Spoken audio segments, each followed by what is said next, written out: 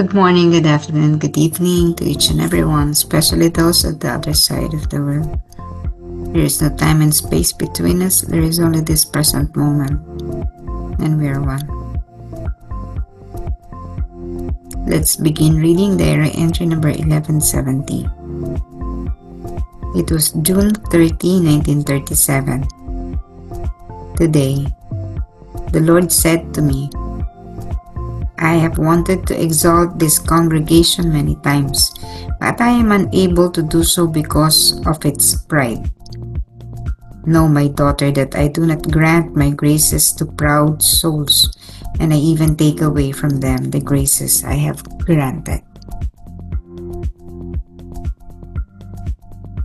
Ngayon, sinabi sa akin ng Panginoon, maraming beses ko nang gustong dakilain ang kongregasyong ito.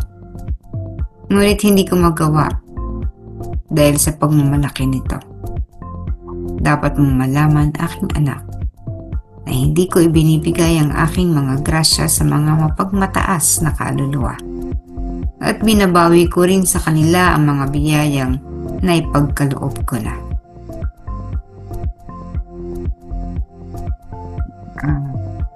They do not know why Jesus suddenly told Faustina about the congregation. Siguro maraming nakikitang violation na nagaganap sa kongregasyon.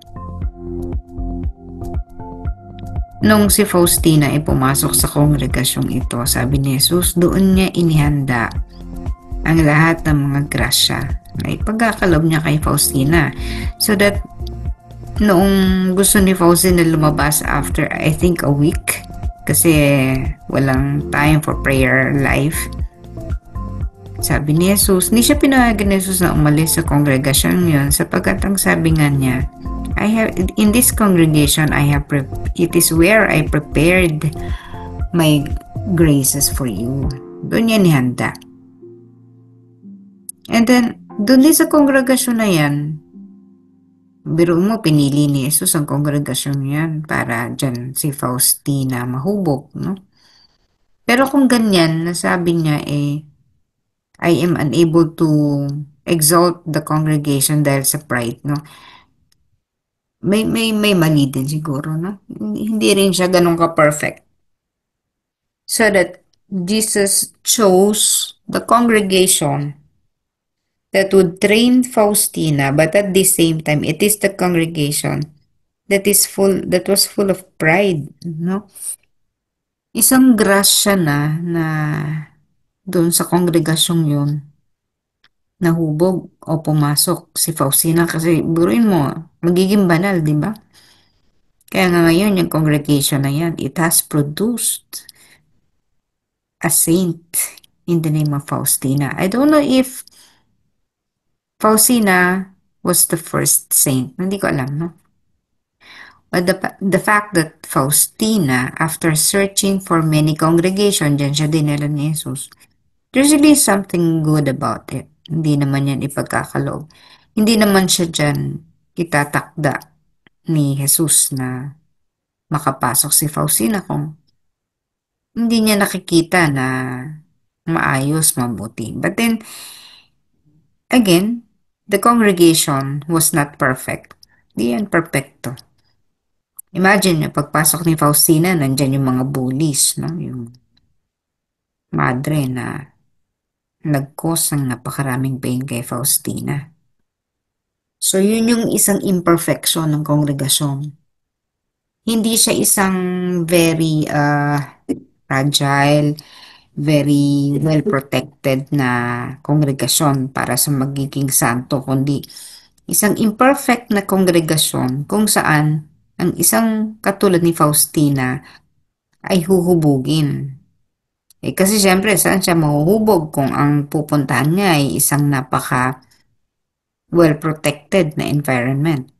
Hindi siya matututo doon. In the same way na yung mga bata na lumalaki sa isang napaka protective environment, paglabas sa outside world, hindi nila alam ang gagawin nila. Mahihina sila.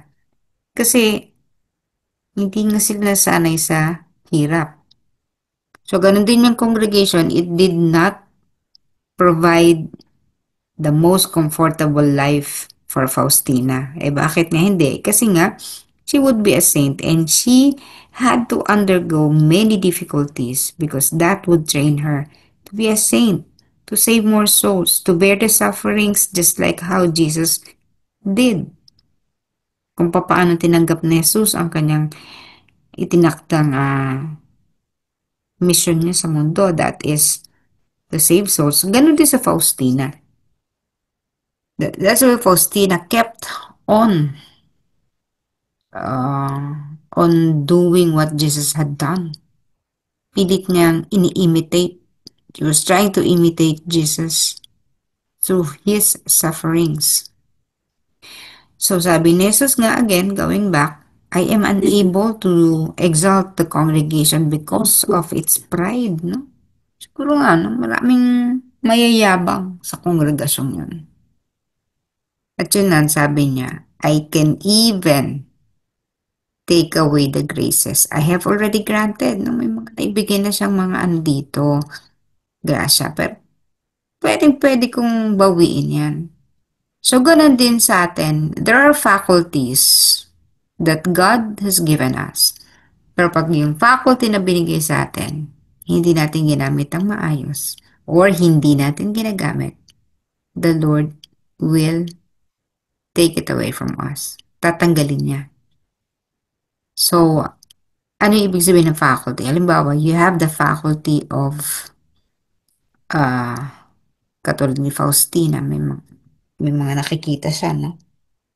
Pero kung hindi niya yan ginamit for the salvation of souls, tatanggalin niya ni Jesus sa kanya. Yung pagkakataon niya na makausap si Jesus, union with God, ganun mga mystical experiences niya, readily tatanggalin ni Jesus yan had Faustina not able to serve souls, to save souls. Kung naging makasarili siya, naging mayabang siya, oo, nakakausap ko sa Jesus, di ba? Mayabang yun. Yung ganun, malakas ako kay Jesus, di ba? Kung masyado siya mapagmalaki,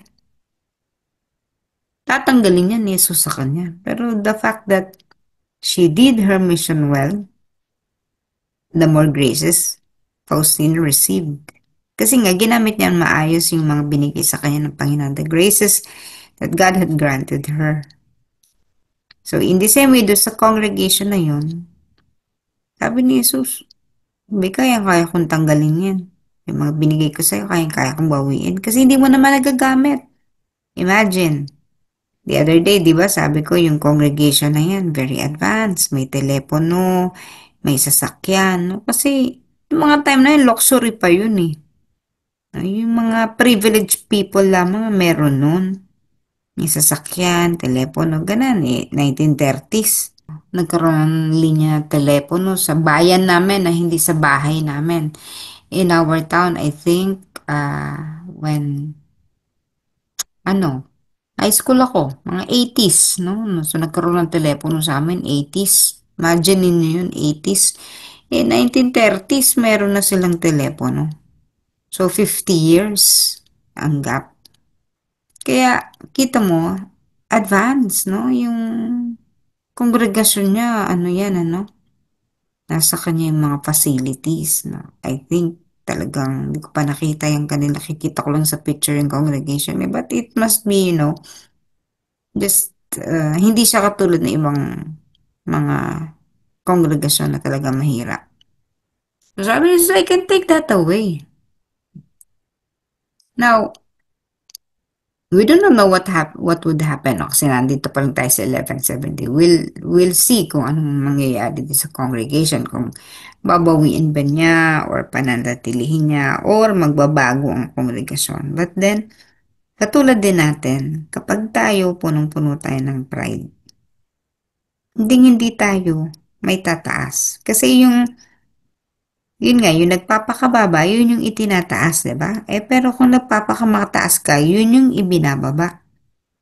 Kasi magkaiba talaga eh. Baligtad talaga sa spirituality. The more you become humble, the more that the Lord will exalt you. Kung ikaw naman ay mapagmataas na, mayabang, full of pride, ikaw naman yung ibababa. Kasi hodang ikaw ang Mother Superior ng kongregasyong yan. Kasi hodang ikaw ang presidente ng organisasyong yan, no?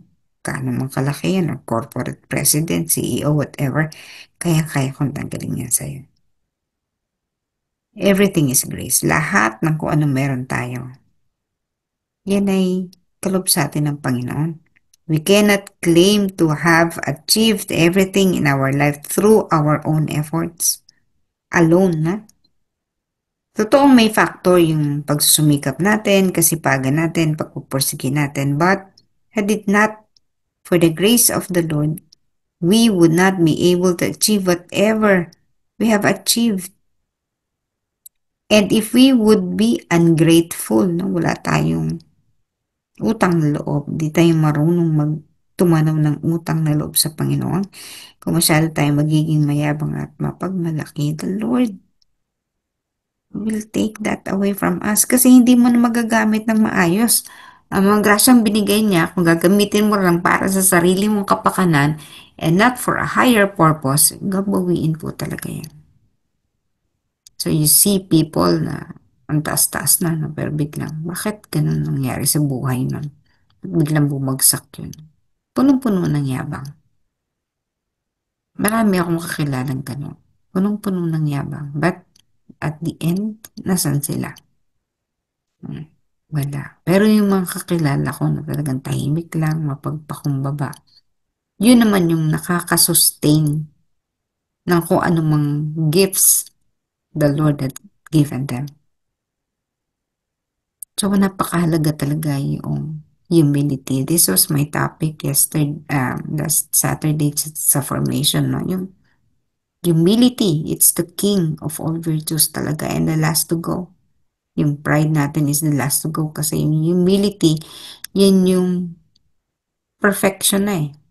You are treading the path towards perfection kapag humility na ang kinocultivate mo sa sarili mo. And once you have perfected humility, then you are already a saint. Hindi ka man itakda while you are living, you are already a saint. And if kung mamamatay ka na, go to the other side, then syempre, yun yung officially pwede ka maging saint because of your humility. But again, this is the most difficult virtue to cultivate. It is the last to be mastered, no? Kasi nga, ang hirap maging mapagpakumbaba. Gabi-gabi lang pagsubok na dadaanan mo para maging mapagpakumbaba ka. Para malinang mo sa sarili mo ang virtue ng kababaang loob. Again, yung mga nagmamalaki, yun yung nawawalan. Pero yung daladalang Panginoon sa kahit saan,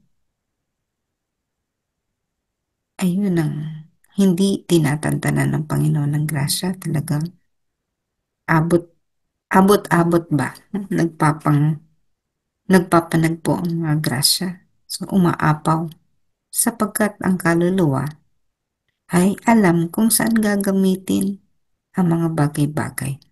Hindi niya sinasarili, yan ay ipinamamahagi niya. Yan ay isneshare ng kaluluwang ito sa ibang tao. Living the life, no? Isinasabuhay. Walking the talk.